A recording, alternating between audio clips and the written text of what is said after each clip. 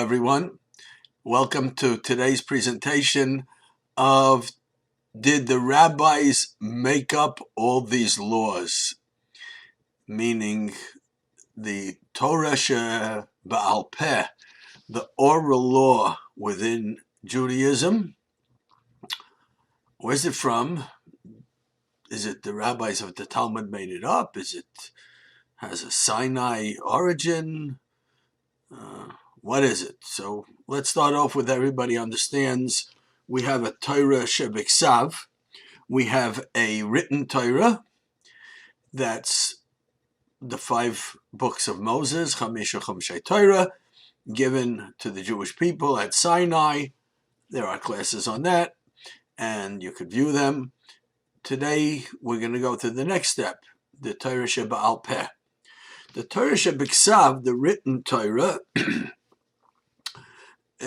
5 books of Moses, what they call, and part of that written Torah would also be the books of the prophets and the writings, Nevi'im and Kesuvim, like Yoshua, Shoftim, Shmuel, Tehillim, Mishlei, 5 Megillahs, etc., 24 books altogether.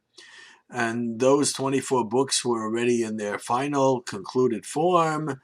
5 books of Moses from Sinai itself, and from the time of Moshe Rabbeinu, and the others during the time of the first temple, all the way to the beginning of the second temple period. Then we have the oral law, the Torah Sheba'al Peh.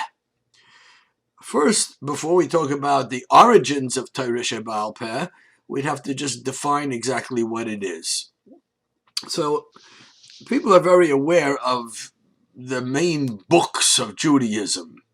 Besides the Torah, Nevi'im, and Kesuvim, we have a sefer, a book called Mishnah, or plural Mishnayos, written by Rabbi Yehuda HaNasi, called Rabbeinu HaKadosh, which are 6 sections which deal with Jewish law.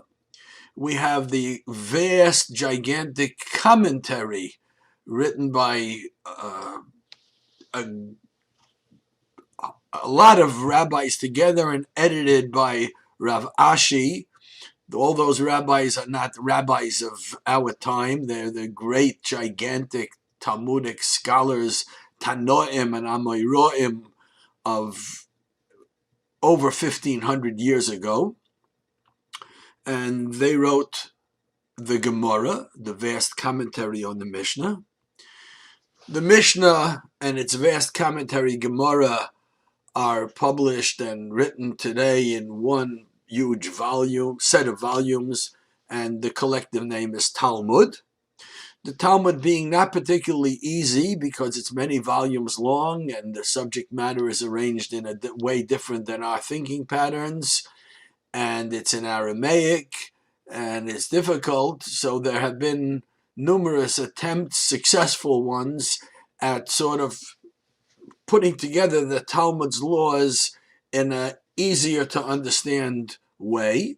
First and foremost among them would be the Rambam, Maimonides, in his Sefer Mishnah Torah, Yad HaChazaka, where he takes all the laws of the Talmud, puts it into topics, chapters, in simple Hebrew. Others did too. The most famous collection is what's called Shulchan Aruch, written by Rabbi Yosef Cairo in the 1400s. And there have been svarim written right to our time, all of them going back to the same source, the Talmud, rearranging the content, distilling the content, building on the content, all going back to the Talmud, and the Talmud all going back to our source, Torah Sheba'al Peh, oral law.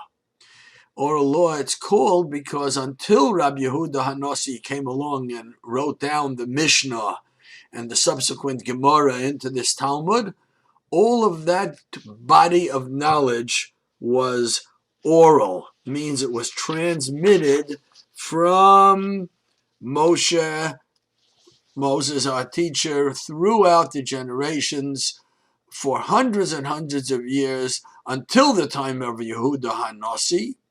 And at that time, Rabbi Yehuda HaNasi felt that despite the advantages of oral law, meaning forcing people to study and memorize and remember it, and it shouldn't be just books on a bookshelf, but there was difficult times for the Jewish people, and he felt that at this point we can't rely on the transmission orally and by memory. We have to now start writing it down. And that was actually a concession to the reality of the time. And it was written down. Now the Mishnah and the Gemara, collectively called the Talmud, deals with everything, meaning the correct understanding, explanation, and application of all the Torah laws, all 613 mitzvahs. Added mitzvahs that the rabbis of those eras added based on events that happened, like the miracle of Hanukkah, to light candles, and the miracle of Purim, to read the Megillah. Those things actually were not from the time of Moshe Rabbeinu, obviously, but based on the Torah's giving the Sanhedrin and all the great rabbis of each era the leeway to institute new things, enhancements based on events of magnitude to the extent of Purim and Hanukkah. They have added those mitzvahs to Rabbanan. And they also, of course, sometimes made fences around the Torah's laws. For example, the Torah has a prohibition on Shabbos of writing. So the rabbi of the Talmud made a geder, a fence around it, and said, you know what, we're afraid you'll write, so we want you to not even lift up a pen or a pencil. It's muktzah. Don't lift up a pen or a pencil, because if you're going to lift it up, you're going to end up writing. Writing would be the biblical prohibition, and muktzah, lifting it up, holding it, is already a rabbinical add-on to prevent somebody inadvertently from doing the biblical prohibition. And they have that right, and not only right, but that obligation to do that, which you'll soon see based on actually Torah itself. So that's what the oral law is. What evidence do we have that the oral law is not just an invention of the rabbis of the Talmudic era or any other time? That's simple. If somebody looks at the Torah and they want to observe the mitzvahs based on just the verses of the Torah, they're going to be very disappointed. Okay, I want to put on tefillin today. So the Torah says, you should bind them for a sign on your hand and put them as totafos, whatever that obscure word means, between your eyes. On your hand? Where's on my hand? Is that the palm of my hand? Is that the back of my hand? Is it the left hand? Is it the right hand? Is it biceps, forceps? Where am I putting it on my hand? And what am I putting on my hand? The whole Torah? I have to take the whole Torah and put it on my hand? What am I doing here? Taitafais bein einecha? What's taitafais? Who knows what even that is? It's an odd word. Bein einecha, between your eyes. I have to put something here. Maybe it's here. Maybe it's here. And what am I putting? So the details of tefillin are not there. Another simple mitzvah, mezuzah. The Torah says, al mezuzos. You could write them. You should write them on the doorposts of your house. What am I writing? What exactly am I writing? The whole Torah, part of the Torah, this chapter of the Torah, these verses. And do I write it on the doorpost? Do I write it on a parchment? And also the doorways of my house. Well, is that just my front door? Is it all the rooms? What happens if there's a closet? What if there's a tiny closet? What happens if I live in a basement and there's no really door? It's just like a cave I dug out. What happens if I have an igloo or a tent? And what's defined as my house? If I rent a motel room for the night, does it need a mezuzah? Is that my house for that night? I don't know. What do I do? I want to eat kosher. I have to know how to slaughter the animal. So I look in the Torah, v'zovachta, slaughter the animal, kasher tzivisicha, as you've been commanded. Okay, it must be somewhere else where it says the details how I've been commanded. I look through the whole Torah, Bereshis, Tizais, Habracha, all the 5 books of Moses is not there. So what's going on? How could this be? The answer is obvious. There's clear evidence that what the Torah basically is virtual cliff notes, virtual main subjects written very concisely, almost like somebody would be in a college class and taking notes, and the professor says a whole topic, and the person writes down 2 sentences, which is basically his reminder of the topic, but when he reads the 2 sentences, it reminds him of all the details that the professor said about that particular subject. So that's the oral law. The oral law tells us when it says that it means these 4 parshiyos, these 4 sections of the Torah in boxes, and the halacha l'Moshe Sinai, the tradition from Moses at Sinai is there have to be black boxes with the straps, how they're tied, and Beinei Necha is up here, not right between your eyes, and mezuzah is beisecha, the doorposts of your house have specific definitions of how long you have to be there. What about a renter? What about various things? So, in kashrus, same thing. So, the details were given to Moses at Sinai. Kashrus is the biggest pointer to that. Kasher tzivisicha, it even uses the words as you've been commanded. And that was handed down, and that was passed down generation to generation, all Jews to their next generation and forward going. Some might ask, why do I need an oral law? What do I need it orally for? Why didn't they write down everything? Instead of just writing, you should put it as on the mezuzah on your doorposts. Why didn't they specify? Your doorposts, each door, each room, if the room is this size, it has to have a mezuzah. If it's more than that size, it doesn't have to have a mezuzah. If it's a closet, it doesn't need a mezuzah. If it's this, it doesn't need. If it's this, it does need. This way, it does need. If you're renting it only for a night, it doesn't need. If you're renting it for more than 30 days, then it depends. If it's your place for permanent, if it's something they could move you out of that. I think you understand already from what I'm saying that it can't be written everything because all the circumstances are beyond possibly writing it. In our times, we understand that the best. In our times, with new applications of things, electrical, does that fit into the category of building? Does that fit into the category of kindling a fire, of extinguishing a fire? For things that have to do with Shabbos? So I can give you 39 rules of Shabbos. Then you have to apply it. There's no way I could write everything. Same way as a mezuzah, I can't write all the details. New kinds of dwelling places, new kinds of buildings, new kinds of rental agreements.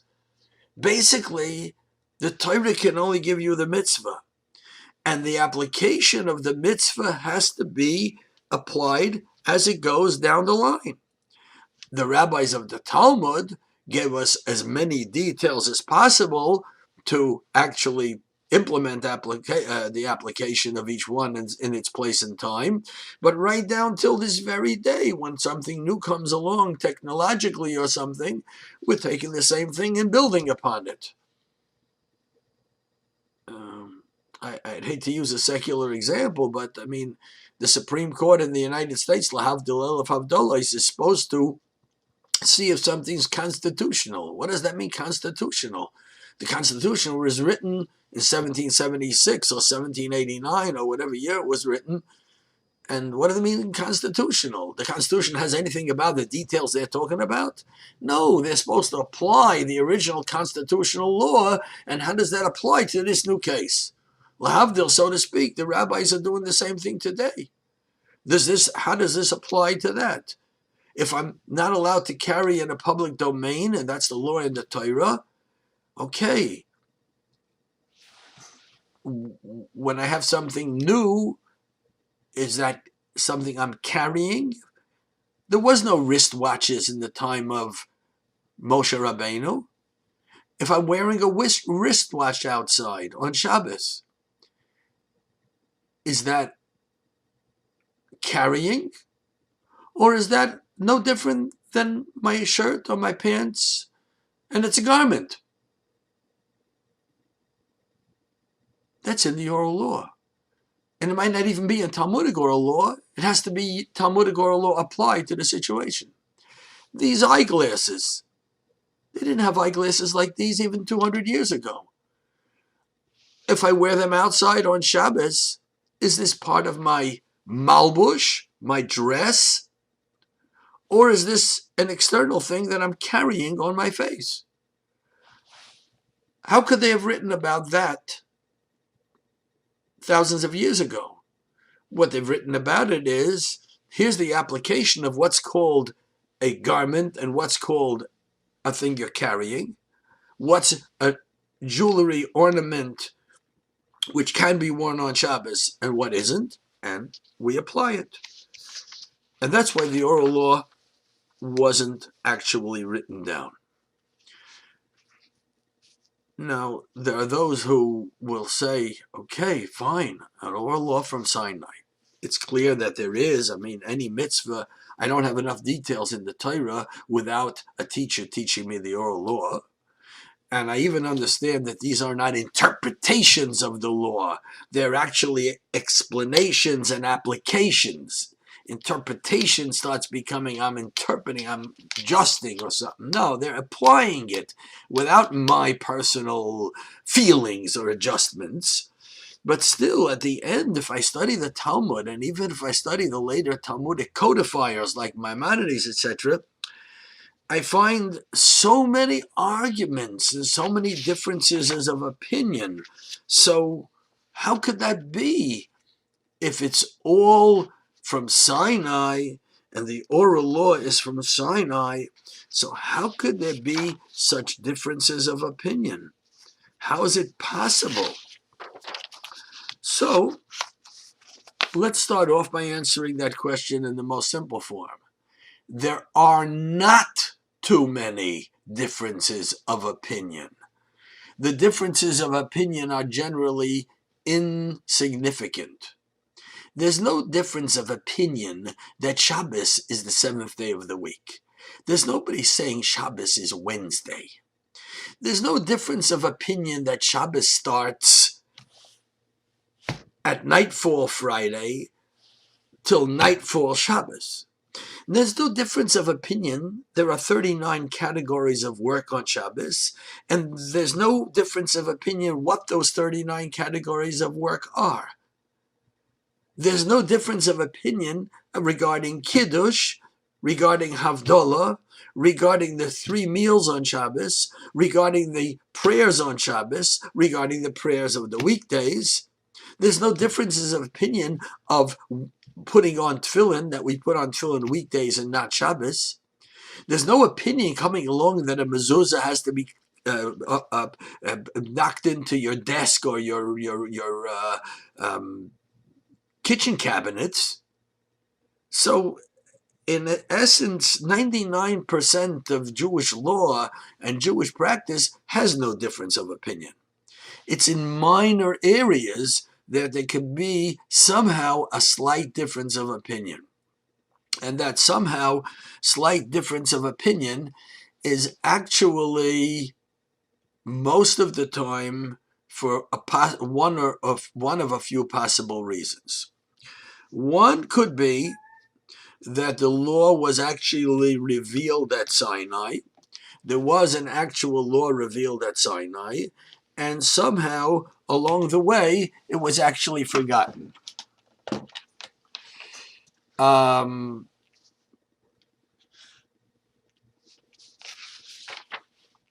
Sometimes it's a little bit of a law which was obscure, so it ended up being forgotten because of it not being a particularly prevalent law. Example, in the time of the Beis HaMikdash of the temple, if a person did a sin, they had to bring a korban chatos, a sin offering. If they designated a particular animal for a sin offering, they had to bring that animal. They couldn't substitute it with a different animal. If that animal got lost before it was brought as the korban chatos, as this sin offering sacrifice, we have to replace it with a different animal. That animal got lost. The man has to have his, or the woman has to have her atonement. We need an animal for the atonement, so we're going to have to get a different animal. The first one was lost. No problem. No arguments. What happens, though, if after we brought the second animal for the korban chatos, for the sin offering, and the man or woman had their kapara, their forgiveness for doing the sin, and then we find the first animal? What now? We can't bring the first animal for a sacrifice because there's nothing to bring it for. He or she already had their atonement from the replacement animal. We can't just say, okay, forget it, put it back into the herd because it's already been consecrated and made kodesh and made already designated for a korban chatos, for a sin offering, for that sin offering. But that sin offering's been done already. This halacha was at Sinai, and it was forgotten. We even know when it was forgotten. It was forgotten very early on. It was forgotten in the time when the Jewish people were mourning for Moses after his death. But that is very logical that it could be forgotten, because basically, how often does it happen? A sacrifice for a chatos, and it got lost. Very odd. The animal got lost. It's a grasshopper, it got lost. Okay, it got lost. So we brought another animal, and now we found it. It's such a rare thing, so it's understandable that being it's rare and being that the law was forgotten, it becomes a Talmudic dispute. There's another example which may be closer to home. The Gemara says, Maskirin Havdolah b'chayner hadas. We have on the end of Shabbos, the same way we have Kiddush on Friday night, we have Havdolah on Saturday night. There are two Havdolahs we have. One Havdolah is in the Shemona Esrei, in the prayer on Motzei Shabbos, at the end of Shabbos, in Ma'ariv, in the Shemona Esrei, where we add Ata Chaynantonu. We add a certain section of words into the Shemona Esrei in the bracha Ata Chaynain, and on that bracha we say Ata Chaynantonu, you have given us the wisdom to differentiate between Shabbos and the weekdays, between holiness and profanity, and we say that in the Shemona Esrei. We also afterwards come home and we say the Havdolah, a very similar bracha, on a becher of wine, on a cup of wine, with the psalmim and with the eish, as everybody's familiar with. Now, the Gemara has a question, where do we say Havdolah in the Shemona Esrei? I just told you what we do every single week. Once a week, every week, when it comes to Ma'ariv, the evening service after Shabbos, we say Havdolah in the bracha of Chonein Hadas. Ata Chonein Ladam Das, Umalav Lenish Bina, Ata Chonein Antonu, we add the Ata Chonein Antonu right there. We make Havdolah afterwards separately on a wine, but that's where we say it. But the Gemara has a difference of opinion. The Gemara says, Maskirin Havdolah b'chayner hados. We say Havdolah in chayner hados. Rabbi Akiva says no. It has its own bracha. It's not within chayner hados. It has its own bracha, ending with Baruch Hamavdil Meikodesh L'Chayil, similar to what we say in Havdolah, but it's in the Shemona Esrei. Then Rabbi Eliezer Omer b'haydoah. Rabbi Eliezer says you have to say Ata Chaynantonu as part of the bracha of Moedim in Shemona Esrei. That's the 17th bracha of Shemona Esrei. Moedim anachnu loch. In that bracha you say the Ata Chaynantonu. Question arises, How could this be? How could there be a machlokes? How could that happen? What, we forgot? Since last Motzei Shabbos? Since last Saturday night, everybody forgot? What'd you do last Saturday night? How could you forget? Yeah, I can understand, when Pesach comes out on after Shabbos, and Shabbos is the day before Pesach, and it didn't happen for 4 years or for 14 years, and you don't really remember what to do. I mean, this is last Saturday night. What's going on? How could this be? So the answer is, and the Gemara says it, in the beginning, the Havdalah was in a specific designated place in the Ma'ariv service that everybody knew. And that's where it was. When the Jews, at a certain period in history, became more well-to-do, the rabbis of the Talmud said, you know what, instead of it being our original place, where we originally put it, they originally put it somewhere in Shemona Esrei, the rabbis of the Talmud said, you know what, we originally designated it should be in the Shemona Esrei, in the known place in Shemona Esrei, and now we're moving it and we're designating it that it should have its own blessing on wine. Everybody now has, thank God, enough money to buy wine for Havdalah, not just for Kiddush. So now, Ata Chainantonu, the bracha of Havdalah, is going to be a separate bracha on a Bayrei Pri Hagofen, on a glass of wine. And no more in Shemona Esrei. Good. And that went on for years. And then came an era in Jewish history where, again, people were impoverished and buying wine was not so easy. And people didn't have wine. And the rabbis of that era said, okay, we got to go back to the original enactment of Havdalah, that Atachanam Tonu, it should be in the Shemona Esrei, in the prayer service. And at that point, it was so many years before that they didn't remember if the original place to say it was in Atachonen, was in Modim, or was a bracha by itself. So it wasn't that they forgot what they did last Saturday night. They forgot what the original enactment was all the way back. So there we have a possibility. On 99% of the Torah laws, it's very, very clear, and there's no machlokes, and there's no differences of opinion. But here's an example of how something can be forgotten, either a biblical law like the Chatos, or a rabbinic law like the Atachon Antonu, and it needs to be reestablished. But it's understandable, and it's normal, and there's nothing out of the ordinary.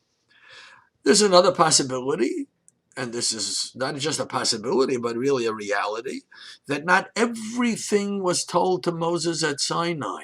Again, I mentioned this earlier, Moses at Sinai is given the rules, the framework, how to build on it. How do you derive a law? But certain laws was left for the particular era. We can understand that certainly today. The laws of using a refrigerator on Shabbos wasn't given to Moses at Sinai. But the root of how that law is applicable, about if it's boneh, if it's mavir, if it's makebepatish, or whatever the particular Shabbos classification it is, was at Sinai, and yet a 20th century rabbi has to understand how it's applied. Not in his whims or nonsense, but based on solid Torah knowledge. That concept is clearly understood from the Talmud, where Moshe Rabbeinu was shown a vision of Rabbi Akiva, and Rabbi Akiva was saying things that even Moshe Rabbeinu hadn't heard. How's that possible? So the answer is, like Kiblon Adayan, he didn't get those halachas yet. Klolim labdu HaKadosh Baruch Hu LaMoshe. And the Medrash Rabbah says, because Moses was given the general law, the general rules, and he taught them to the Jewish people. And when Rabbi Akiva's time came, hundreds and hundreds and hundreds of years later, Rabbi Akiva basically was applying Moses' laws to the situation at that time. Fine. Also, sometimes we find machlokes, what appears to be discrepancies, where both ways or a number of ways are halachically acceptable. For example, we blow shofar Rosh Hashanah. We blow Trua, Shvorim, Tkiya. We blow the longer sounds, the shorter sounds. Maybe it's this sound, maybe it's that sound. According to Rav Hai Goin, when the Torah says to blow the shofar Rosh Hashanah, it could be Shvorims, it could be what we call Truas, it could be what we call Shvorim Trua. It could be the Shvorim, the 9 short blasts, the Trua, the Trua, the 9 short blasts, the Shvorim, the 3 medium blasts, or a combination of Shvorim Trua, 3 medium and 9 short. Either one of them is fine. No fighting. And Rabbi Goin, in his time and before his time, it was instituted that everybody should blow all 3 kinds so that there's a standardization in halacha. But actually all 3 were fine. So we see that this idea of that there's different interpretations or different understandings or things are in some kind of chaos is totally untrue. That the oral law is from Sinai, its application is in each generation. The Talmudic rabbis are giving us the explanation of those laws and sometimes putting certain fences around as protection to those laws. When the Talmudic rabbis are not sure of something, because the tradition somehow has been muddled or it's unclear. Jews went through many eras of terrible persecutions where it was hard to transmit Torah in the time of the Romans and other times, and sometimes things got forgotten and needed to be reconstructed. The rabbis of the Talmud go to tremendous great lengths to have Talmudic debate to clarify what the actual halacha is, what the Torah intent is, what Hashem's desire is, and that the authentic understanding of the halacha should be what's done. And they spare no effort to go through difficult Talmudic logic and scriptural psukim basis for everything they talk about. After having said all that, let's add one more thing. Is there the possibility of error? As slight as the chance may be? Okay, 99% of everything, there's no machlokes, there's no disagreements. Wherever there was disagreements, they went to great lengths to make sure it's clarified, that it's halachically end of the line, bottom line, correct, so that a Jew can sit in Jerusalem or New York or New Jersey or wherever in 5781 in 2021 and know that his halacha is the same as Sinai. It's what was all the generations. And when he opens up his Kitzur Shulchan Aruch, his code of Jewish law, he knows he's looking at basically the Torah of Moses at Sinai as it is applied down the line. What happens though if somewhere the Talmudic rabbis, as great and as superb as they were, debated, brought biblical proofs, but in the end somehow they're only human and they made an error? At Sinai, they meant the application of this particular thing is different.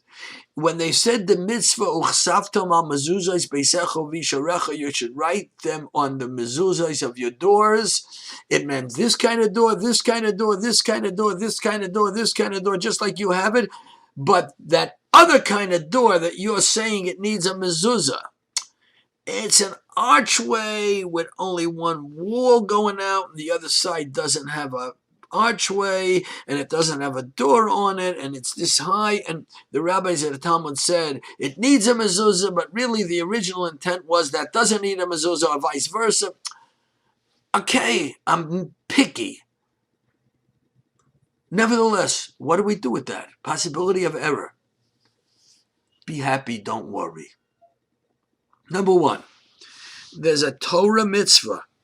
It's actually mitzvah 496 of the 613 mitzvahs of loisosur mikol asher yorucha, not to deviate from anything that the Sanhedrin, the great sages of Israel of the Talmudic times, and others of that stature teach you.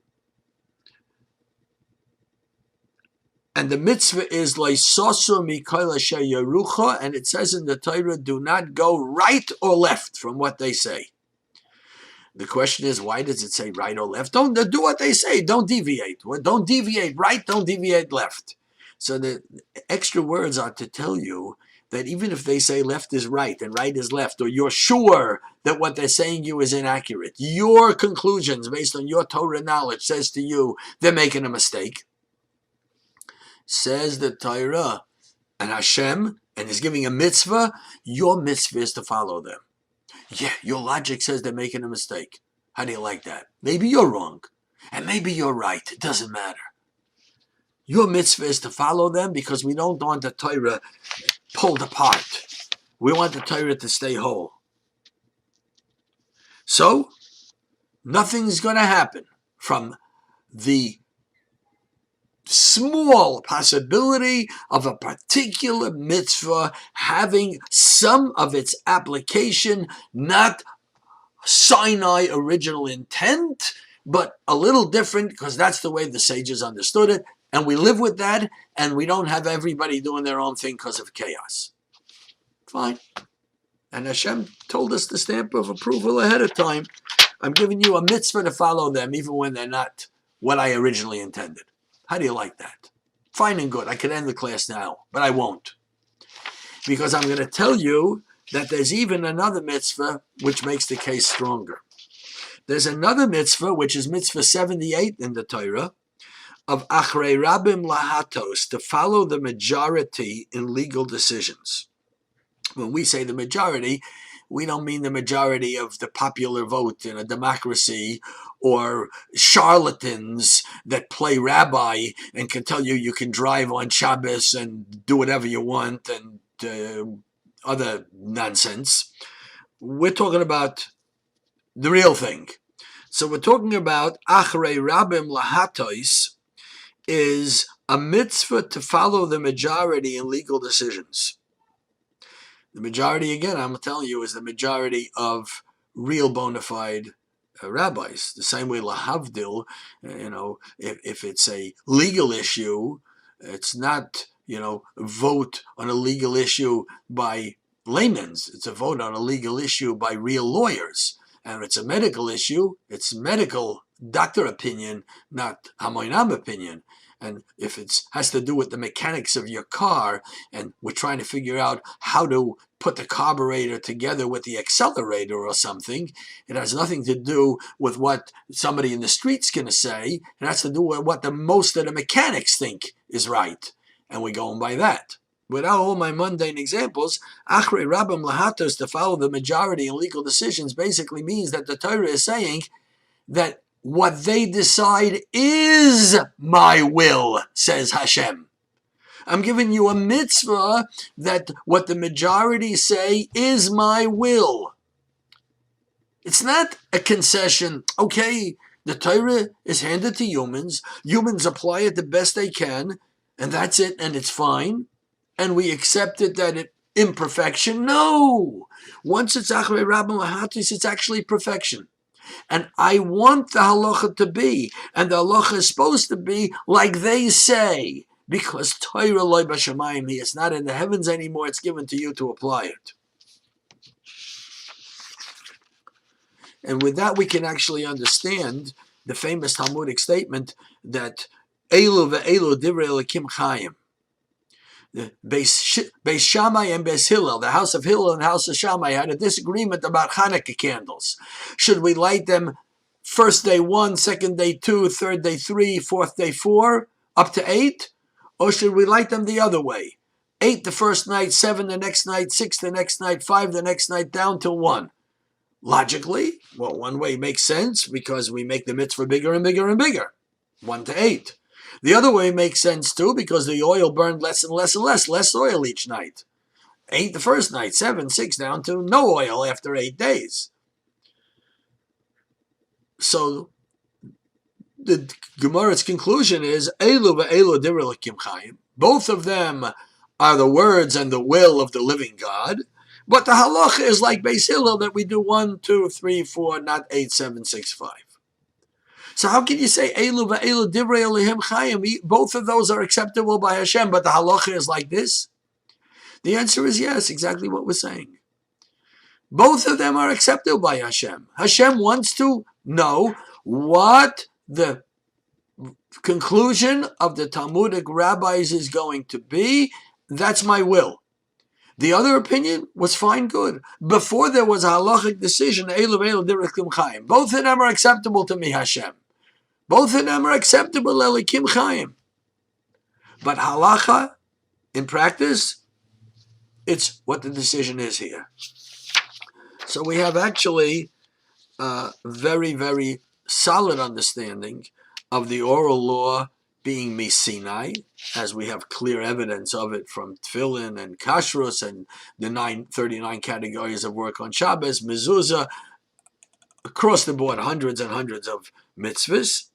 And as far as the oral law, it's 100% sound, 99% sound without any kind of differences of sorts, and even the 1%, Hashem has already anticipated that and said, you go acharei rabbim. You, that little area of some doubt, you go acharei rabbim. And if we still find today sometimes where there are differences in practice, those knowledgeable in Torah will usually be able to tell you that those differences in practice are relatively insignificant. And either one will admit that what the other one is doing is halakhically fine also. If you're a Sfaradi and you make one bracha on the 2 tefillins, the hand and the head, or you're an Ashkenazi and make 2 brachas, it's because the Talmud didn't specify.